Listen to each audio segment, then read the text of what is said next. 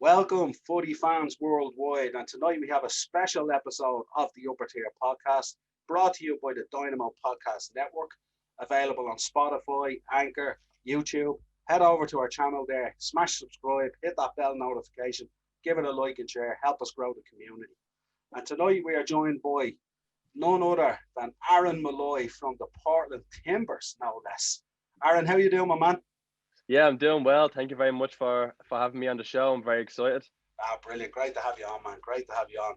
And how's things? How are you coping with all this lockdown stuff? And Yeah, I'm doing well. Obviously, it's tough not getting to see family members and that kind of things being at home, but I'm trying my best to stay fit and stay busy every morning, every day. So yeah, just taking it day by day, really. yeah, it's tough as a soccer player, isn't it, as well, with everything kind of on hold and everything, and no one can No, really do it, and you're running that lonesome sort of yeah, session, no, really, you know. no, you are. Like I was just talking to a few of the lads. Like I'm just going out running every day and using muscles that you don't really would use if you're training with a lad. So I went out for a session the other day, and I'm in bits at the moment. So I just kept running. The past couple of weeks I'm just going on long runs, but yeah, no, feeling good, feeling fit. So yeah, so that's it. Brilliant, great to hear it. So tell us this, give us a bit of background. Talk about your romance or your love for football. Where did it begin? I probably know the answer, but I'm sure there'll be an introduction to a certain father during this podcast, no doubt. But Yeah. tell us how it all began. Oh, there you go. Yeah, you just started me off right there. Yeah, so my dad was Trevor Molloy, and he's played in the League of Ireland, played in England, played in Scotland, and he had me when he was pretty young, him and my ma. And ever since I can remember, I always had the ball at my feet. Growing up in town, I always had football pitches around, and I just kind of found the love for it at a very early age, and just kept with it for my whole life. So clearly the dad was a huge influence on you in terms of football, I would imagine.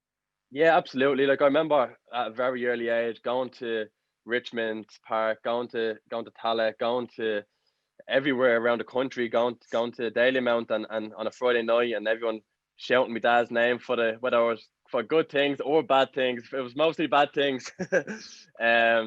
But yeah, like that's what I wanted. Like I wanted to be playing football, and everyone respect me and everyone know who I was at a very early age, and I wanted what he had, and he helped me out. Him as my ma helped me out just as much, but yeah, so both of them has been a big influence on my journey so far.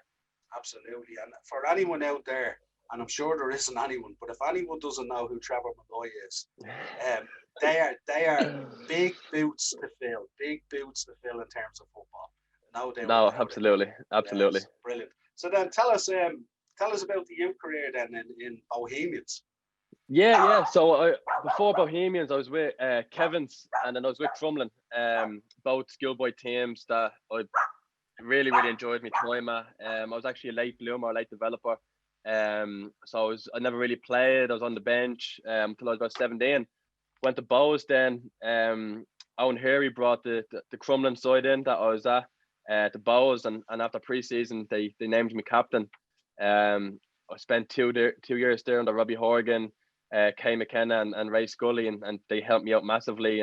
And yeah, I was up with the first team every now and then, made the bench for an odd cup game, and I got a taste of first team football training with the lads. Had another year at U19s, and Pete Mann came knocking at my door and went to Drogheda. Absolutely loved my time there. I played 15 games up there and up in Drogheda, and had an unbelievable time. And then before all that even started, I already had admirations of going to the States.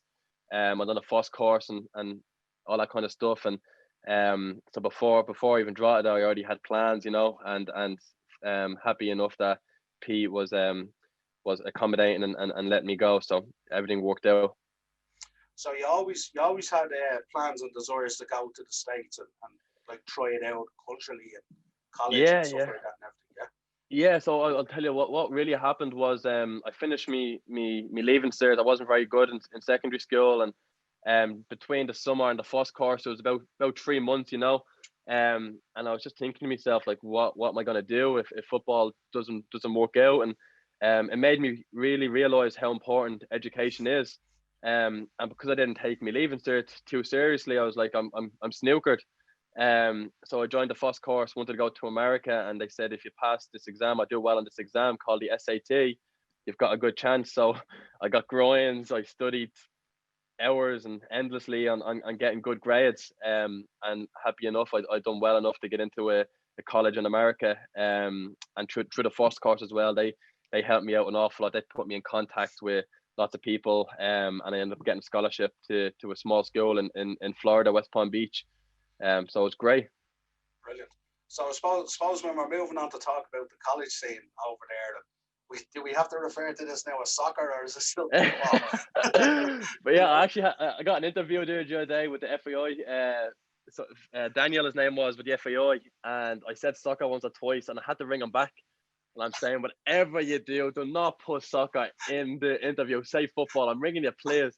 Because I would have got a good bit of grief now for that. I still do. Like, I'm over there 4.5 years. I get a little bit of little twinge of the accent goes. You know what I mean? So I get a bit of grief off my family now when I come home for the holidays. Excellent. So tell us about football over there at the college level. What's that like? Yeah, so I went to I had no idea what I was getting myself into. I went to a small school in West Palm Beach, Florida, which was an amazing place. The football was a decent level. It wasn't the highest level. And if I wanted to go to the draft or the combine, I would have having to move on.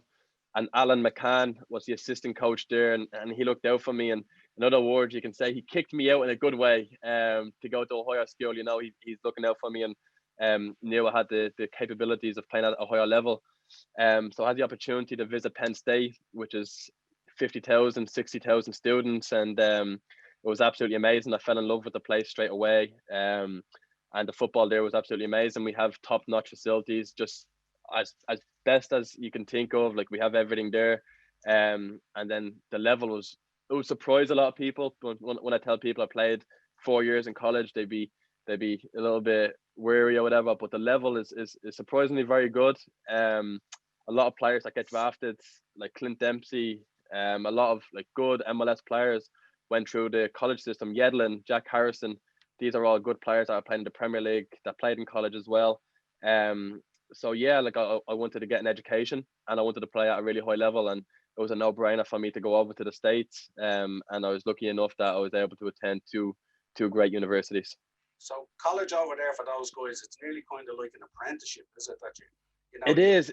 You build yourself up that way, and then you move on to the next level. Absolutely. Like, there's two ways of going about it. Like, if you're 18 coming out of secondary school or high school over there, if you're good enough, your academy will sign you.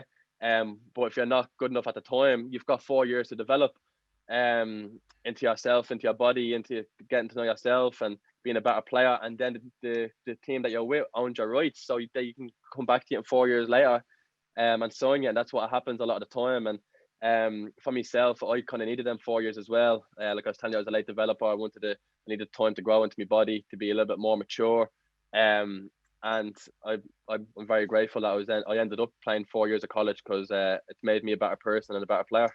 Excellent. So talk about the college fan base. I know they'd be quite intense. They'd be.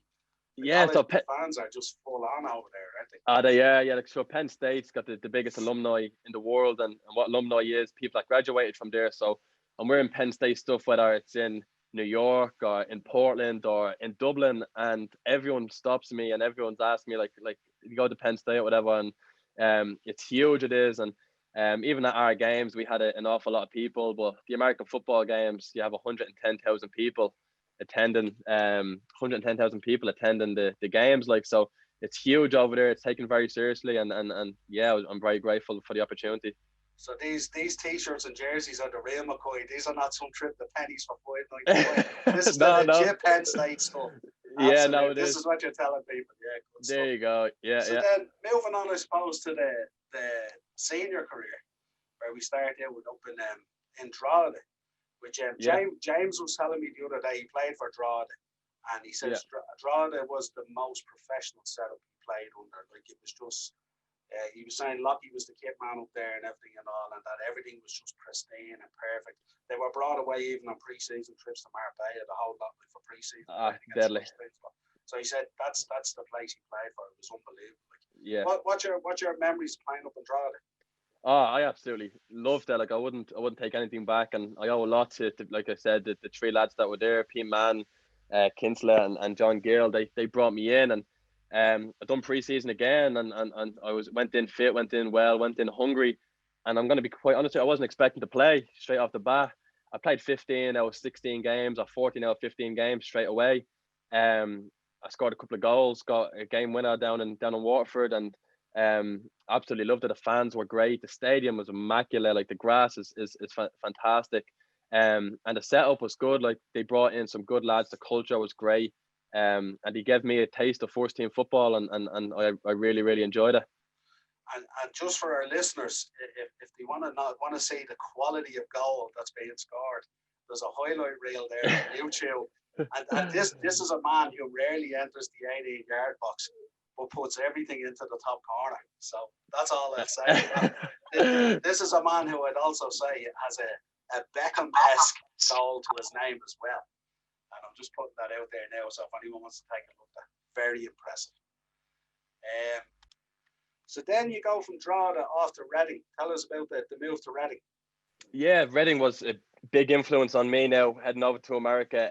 So what Reading is, it was a team in Pennsylvania that's it's like a summer league, and at the time it was called a player development league, and they'll get all the best players from college, all the best players that are out of contract, and they'll play in the summer. And luckily enough, Reading was the number one best team in the past 4 or 5 years, and they had a lot of Irish coaches come through it. So I got asked to go in. Alan McCann was the assistant coach that was at Kaiser, and Stephen Hogan was the head coach. And I went in, done really well. And then I ended up going training with Bethlehem Steel, where James Chambers, who played in the League of Ireland, was there. And I had the opportunity to train with Philadelphia Union, which is an MLS team, through Reading, was their affiliate. So yeah, went there, really enjoyed myself. Played like 14, 15 games before the season started then in college. So yeah, I owe a huge amount of gratitude towards my time at Reading. And you know, when you mention Philadelphia, I know exactly how intense those fans are. They live and breathe sport. There's no doubt, and that's all. They work to earn money to invest in sport. They're the craziest sport fans. I've been over there a few times, and it's just mental. We were over there a week before we went to actually the Royal Rumble over there, and it was It was week before the Eagles were playing in the Super Bowl. Man, it was crazy. Yeah. The city was lit up in green. That river and all, I think they nearly died of green. The whole thing, it was crazy. No, it is. Yeah, if you're playing in front of them fans, you have to be on top of your game. So no, it is. It's immense. It is. And the thing is, it'll help you as well when you're going through tough times in a game or you're winning. They spur you on, and it definitely helps. Like, yeah, absolutely. So then we move on to the Portland Timbers, is it? And away yes, sir. We go up in Oregon. And, not too dissimilar weather to ourselves, really. You know, that was the first thing people told me, was like, I hope you like the rain, because the rain's a lot up there. So I said, I'm from Dublin, Ireland, so the rain doesn't faze me. So the journey from there was I obviously went to the Combine. I had a really good year in college. I got invited to the Combine. I think they invited the 40 best players in college. Done really well, and had 6 or 7 interviews with MLS teams. And in the first round, I got drafted number 16 to Portland. I was the first international drafted, which was it was great for me. And I went there, and my first year playing pro in America was great. I was with the first team for the first 2 months. We went to Costa Rica in pre-season. So we had this pale Irish lad there, but all the South Americans, all the American lads. It was a good bit of banter, but yeah, I really enjoyed myself, and I'm forever grateful for Portland for the opportunity. Brilliant. And we'd be remiss if we didn't mention Joey Weber from the Portland Timbers. I was looking there the other day on Facebook. Probably one of the most unique mascots I've ever come across. This guy lives and breathes Portland Timbers. He does. For anyone who doesn't know, this is a man who has a log on the side of the pitch, and when I say a log, I mean like a trunk of a tree, basically. And he covers it in fan scarves and stuff like that, doesn't he? You know. Yeah. So he's actually the mascot. Yeah, he's actually the mascot. So if you score a goal or keep a clean sheet, he'll cut off the timber, and you get to bring it back. You share it in front of the stands. You bring it back. So yeah, there's lads there with piles full of timber there from all the goals and clean sheets they have. Yeah, it's great, and that's the mascot actually. So there's no lad running around in a costume or whatever. He's the original mascot. And he's great. He's great for the community too. Yeah, I seen a little Voice did a little documentary on him actually. Yeah. And, I was looking at it there the other day, and he, like, when you see the guy, he's every bit you would think of a lumberjack, isn't he? Like, he's a big, brawly dude who you can tell is just going around cutting wood all day. Like, and he wears the right gear and all. He's great. Yes, he's great. Yeah. And I thought it was a nice touch as well that the lads get the piece of log signed and they donate it to charity and they auction it off and stuff like that for Yeah. It's absolutely brilliant. Yeah, no, it is. It's great. And the thing with Portland is, like, the stadium's dead center of the city, and the people there, they live, they breed, they just love football over there. So it's absolutely fantastic. Yeah, I was watching some highlights there, and the intensity is incredible. They're well into it, and just they never stop. It is. From pillar to post, they never stop. It's great. No, 100%. Yeah, and they're a great team, great lads, and the coaches built a great culture there, and they won the MLS tournament is back there in Orlando. I think it could have been in July, August it was on, but yeah, it was absolutely fantastic, and delighted for all the lads. Brilliant, excellent stuff. So then tell us about I had a quick look there at Kicking and Streaming, the podcast. Tell us about the podcast. Yeah, so obviously I'm a lad from the inner city of Dublin, from a working class family, and I'm out here playing football in the States the past 4.5 years, and I've had a lot of kids wanting to know about my journey and asking for advice. So I decided, like, well, I'm going to make this podcast up during quarantine, and just kind of have people on that will be able to answer all these questions that people have for me. I get some DMs and some lads that have the willingness to want to go over, so I wanted to do it for them, because I had an unbelievable experience and met so many great people, and I wanted to have, like, formal/informal conversations with football players past and present, and just learn about their experiences, and like, everyone has a journey, so I thought it was a good opportunity and a good time to do it, and I made 3 podcasts, and I do want to get back to it. It's been a while since I indulged in that world, but yeah, I'm excited, and I'm glad I got it up and running. A lot of people were very grateful that I got it going. Yeah, it's fantastic, because I'm sure for young lads growing up around Dublin City and even around Ireland who are thinking about taking that step to the States, it's a huge decision, and it can be very daunting, and it's like, you're up in sticks, you're leaving your family, you're going over to a new culture, you're going over to play a sport that, like, isn't hockey or basketball or American football. Yeah. It's football, but not the one that you throw, the one that you kick. Exactly. Yeah. It must be great for them to have that sort of knowledge base there, that you went over there, you're making it successful, it's going really well for you, and it sort of breaks down those barriers for younger lads to say, yeah, I can go over there and do what Aaron Molloy is doing and stuff like that. Exactly, and that's a huge goal of mine. Like, and I think it's the past year or two, a lot of Irish lads have been taking the step or wanting to take the step, and like, I'm here if they, like, I text everyone back that texts me on Instagram, and that's thinking about it, because I just would love for them to experience what I had, and if I had to do it all over again, I'd grab it with both hands. It was absolutely it's an amazing experience for myself, and just a journey, and like I said, it's a culture shock when you go over at first, but it's definitely worth it, Well, I often say to people when they ask me to describe America, because I worked there for a while, and I often say to people, like, it's like if you get, like, 52 countries and you put them all together on one continent, but you have so many options available to you when you go over. 100%. It's so big and so huge, and the opportunity is there if you're driven and you really want to. Yeah, really go that's there. true.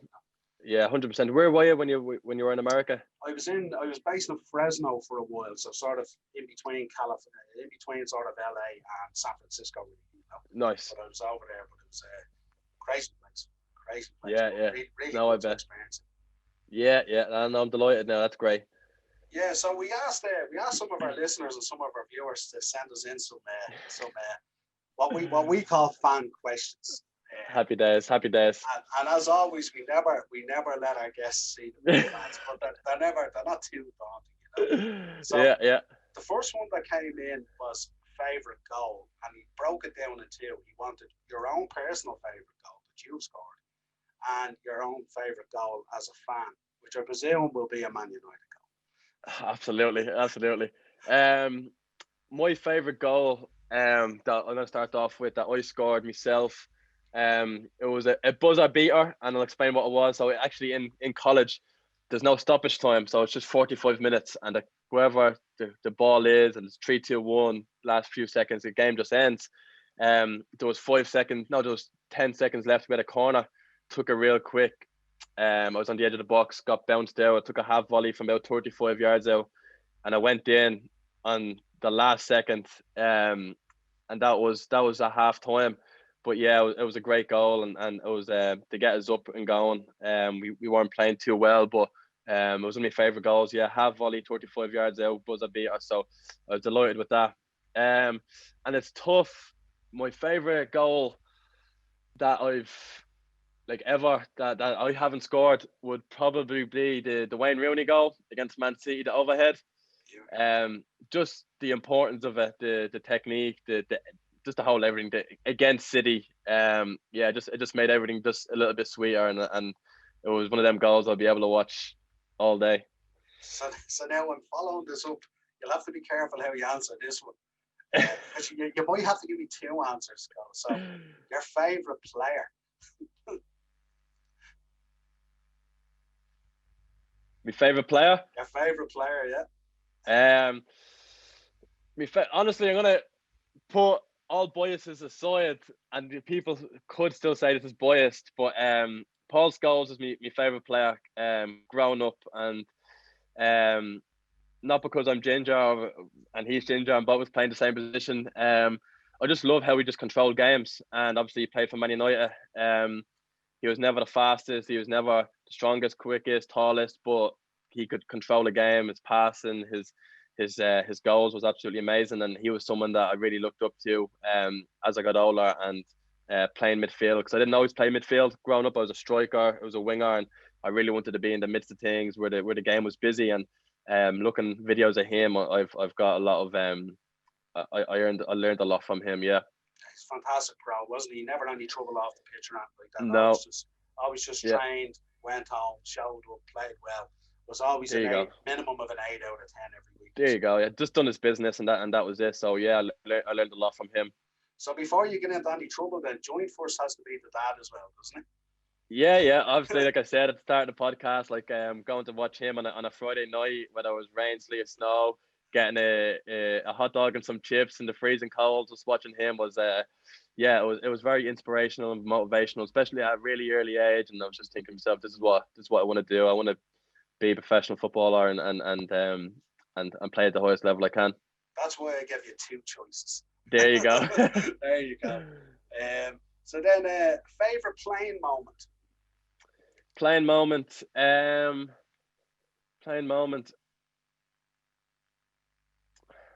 Hold on.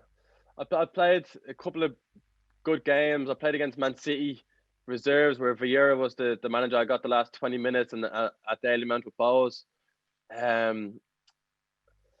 also played in the Malone Cup up in Drogheda against Dundalk. I think that was my pro debut, and I think that could have been up. Even though we lost 2-0, I got stuck in, and I played really well against the champions Dundalk from the previous year, and it was the start of the year. It would be like similar to a community shield, it was like a little trophy at the start of the year, the Jim Malone Cup, and I think that could have been my favourite playing game. The fans took to me straight away after that game. I got stuck in, made some good passes. I was a young lad as well, so all the fans stuck to me then after that, and gave me a lot of motivation to carry on into the season. Good, excellent, good choices. Patrick Vieira, huh? There you go. Anything? Another one came in. Anything you would change? Honestly, I get this question often. I don't think I change a thing. I'm very grateful where I'm at the moment. I'm very grateful where I was the past couple of years. I'm very grateful for everyone that's helped me along this journey. And met my girlfriend at Penn State together 3 years. So absolutely It's amazing. So I don't think I'd change one thing. Well, I'd say now what comes across in the interview, you say like you're very grounded and you're very driven and you know where you want to go and everything. So like, Yes, sir. Yeah. that's a brilliant starting point, you know. Yeah. Fantastic. Yeah. Absolutely. Thank you very much. Yeah, no problem at all. So look, I've really enjoyed chatting to you. It's been a great chat and a rundown on the career. And it's great that you're doing well out there, flying the flag for Ireland and Yes, sir. US football, and also with the podcast, inspiring younger people to come across and make that jump and do it. So brilliant to have you on, and thanks a million for coming on. No, Really thank you very much. Yeah, I really enjoyed myself today. So thank you so much. Do you want to give a shout out to anything, or let people know where they can find you, or if they want to hit you up for any information or anything like that? Yeah, if anyone has any questions about America or anything in general, my Instagram page is Aaron Molloy 10, and the picture is just initials as AM. That's where I spend most of my time on social media. It'd be mostly Instagram. But yeah, that's pretty much it. Thank you very much for taking time out of your day to speak to me. I really enjoyed myself. Thank you. No, absolutely brilliant to have you on. Thanks a million, Aaron.